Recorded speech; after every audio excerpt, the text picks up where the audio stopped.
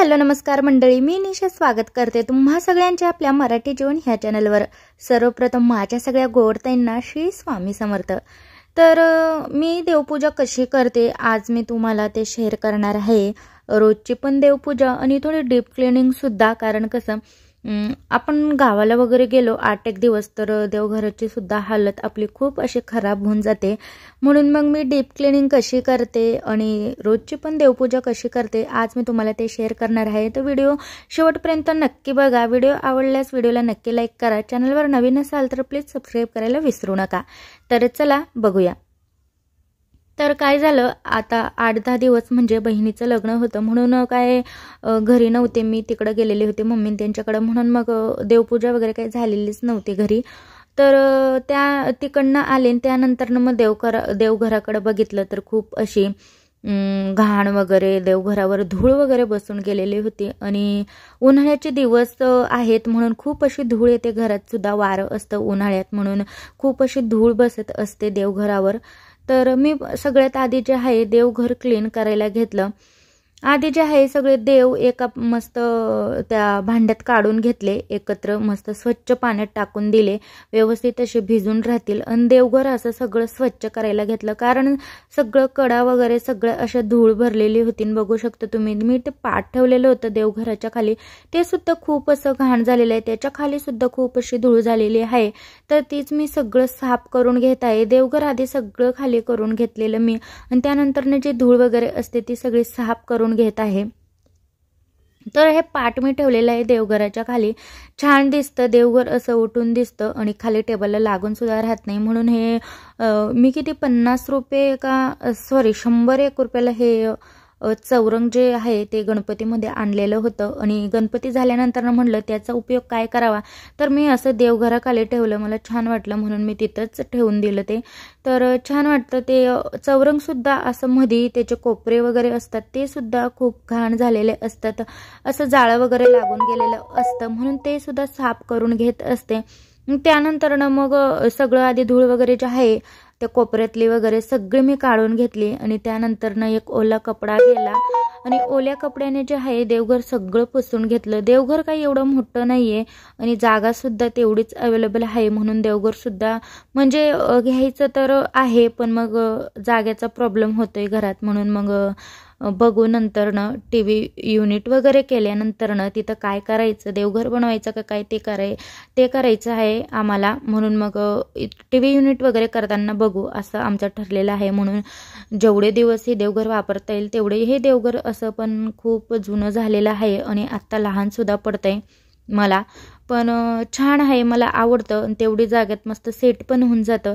सगळं स्वच्छ वगैरे करून घेतलं मी आधी, देवघर वगैरे सगळं स्वच्छ करून घेतलं आणि त्यानंतर जे आहे आपलं देवघरासाठी, आपल्या देवासाठी रोजच्या वस्तू लागणाऱ्या ज्या वस्तू आहेत त्या सुद्धा, म्हणजे बॉटल्स वगैरे त्या सुद्धा खूप असे धुळेने भरलेल्या होत्या, त्या सुद्धा पुसून वगैरे टाकल्या।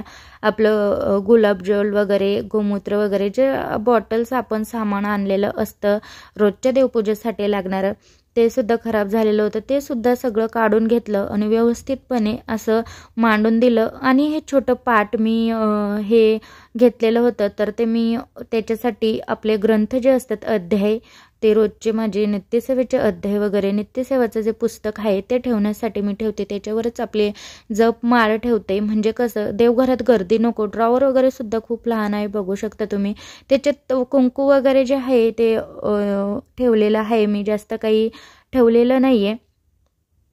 मग पुस्तक वगैरे वरती देवघरावर जास्त सामान ठेवू नये, म्हणजे सामान ठेवूच नाही पण मग ते ठेवायला जागा नाही, म्हणून मी काही वस्तू तिथं 2-3 वस्तू ठेवलेल्या आहे। आणि आपला कुलदैवत महाराजांचा फोटो, म्हणजे आपले खंडोबा महाराजांचा फोटो मी ठेवलेला आहे फक्त वरती, काय करणार ते ठेवायला वगैरे, आणि भिंतीला सुद्धा टांगायला जागा नाही आहे म्हणून मी तिथं ॲडजस्ट केलं आहे।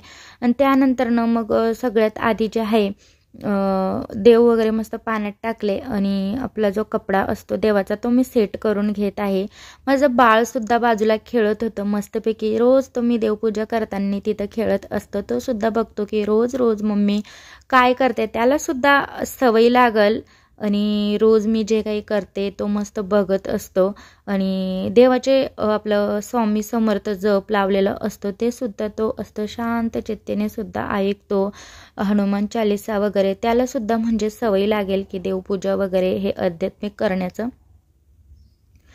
तर असं देत तो कपडा जो आहे देवाचा मी तो सेट करून घेतला, कारण कसं देवघर तुम्ही बघू शकता लहान आहे, कपडा थोडा मोठा होऊन जातो आणि एक पायरी मोठे त्याच्यापेक्षा थोडी छोटी आणि त्याच्यापेक्षा एकदम छोटा असं आकार येऊन लागतो देवघराचा, म्हणून कपडा लवकर सेट करता येत नाही, पण मी करते मग बरोबर.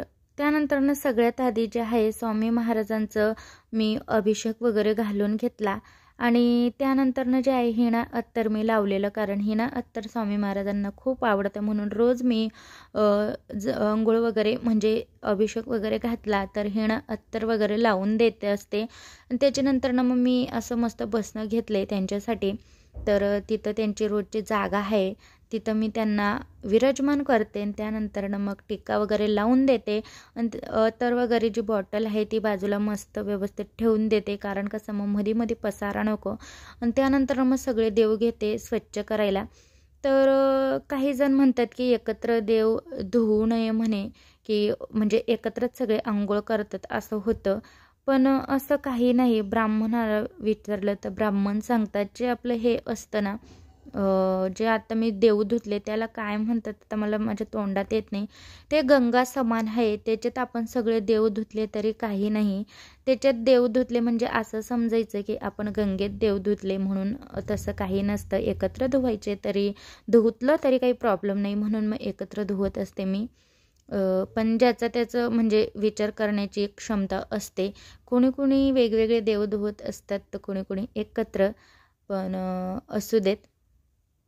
तर इथं देव वगैरे सगळे धुवून व्यवस्थितपणे मांडून दिले. देवसुद्धा ठेवण्याची पद्धत असते म्हणजे आपण केंद्रानुसार मांडतो, कुणी कुणी ज्याच्या त्याच्यानुसार मांडतो, पण काही काही जण जे केंद्रानुसार असतात ते स्वामी समर्थ महाराजांचं करतात ते केंद्रानुसार मांडतात. तर मी तसंच मांडण्याचा प्रयत्न करते. तेवढ्या म्हणजे जी जागा आहे ना देवघरात तेवढ्यात मी ॲडजस्ट करण्याचा प्रयत्न करते, जेवढं करता येईल तेवढं. तर थोडी जागा कमी पडते, पण असो. देव वगैरे सगळे मी मांडून वगैरे घेतलेले आहेत. आणि हे जे म्हणतात देवटी बुदली म्हणतात याला, हे सुद्धा देवघरात ठेवायचं असतं, कुणी कुणी बाहेर ठेवत असतं, मी देवघरातच ठेवत असते. त्यांना सुद्धा मी रोज पुसून वगैरे घेत असते छानपैकी आणि देवघरात ठेवत असते. छान दिसतं देवघरसुद्धा. आणि एकदा देवपूजा करायला लागलो की म्हणजे असं मन रमून जातं ना खरंच देवपूजा करण्यात. आणि सगळ्यात आधी म्हणजे मला आवरायचं घेतलं म्हणजे आपण जर का आवरणं वगैरे आलं तर घरात असं खूप पसारा झालेला असतो, पण माझं सगळ्यात आधी लक्ष जातं ते देवघराकडं. मी जोपर्यंत देवघर स्वच्छ वगैरे करत नाही, असं देवांची आंघोळ वगैरे घालत नाही, तोपर्यंत घरात असं पॉझिटिव्ह वातावरण पण निर्माण होत नाही आणि माझ्या मनाला सुद्धा शांती भेटत नाही. पहिले मी देवघराचं सगळं करते, मग त्यानंतरनं सगळ्या कामांना मला हुरूप येतो. तर इथं मी जे पुरुष देवता आहेत ना त्यांना मी आपलं चंदन लावते आणि जे आपले स्त्री देवता आहेत ना त्यांना मी हळदी आणि कुंकू लावत असते. आपले कुलदेवता आई, आपले गाय माय, आपले अन्नपूर्णा देवी मान, जे दुसरे लक्ष्मी देवी वगैरे असतात त्यांना मी सगळं हळदी कुंकू लावत असते. जे आपले खंडोबा महाराज, भैरोबा महाराज वगैरे सगळे म्हणजे गणपती बाप्पा, आपले जे पुरुष देवता आहेत ना त्यांना मी चंदनचा टिळा लावत असते. तर असं करत असते मी. आणि देवाचा दिवा लावूनच टिळा वगैरे लावावा, की अग्निदेवतेच्या साक्षीने आपण देवपूजा करतो असं मानलं जातं, म्हणून आधी दिवा लावायचा. नाहीतर कोणी कोणी सगळी देवपूजा करून घेतं मग दिवा लावत असतं. असं न करता आधी दिवा लावायचा मग सगळं टेका वगैरे लावायचा. मग ते काय असतं साक्षी असते की अग्निदेवताची, हा बाबा आपण देवपूजा केली, देवांची सेवा केली असं. त्यानंतर जे नित्यसेवेच्या ज्या आरत्या असतात स्वामी महाराजांची, गणपती बाप्पांची, ते सगळ्या आरत्या मी इथं म्हणून घेत आहे, आरती करून घेत आहे. मग मी रोजची आरती वगैरे करून नित्यसेवा करत असते. तर अशी असते माझी रोजची देवपूजा. रोजचीच माझी देवपूजा काही वेगळी नसते, सेम अशीच असते. रोज अध्याय वाचणं, हे देवपूजा वगैरे करणं. फक्त आज थोडी डीप क्लिनिंग होती. तर चला बाय. देवपूजा आवडली असेल तर व्हिडिओला नक्की लाईक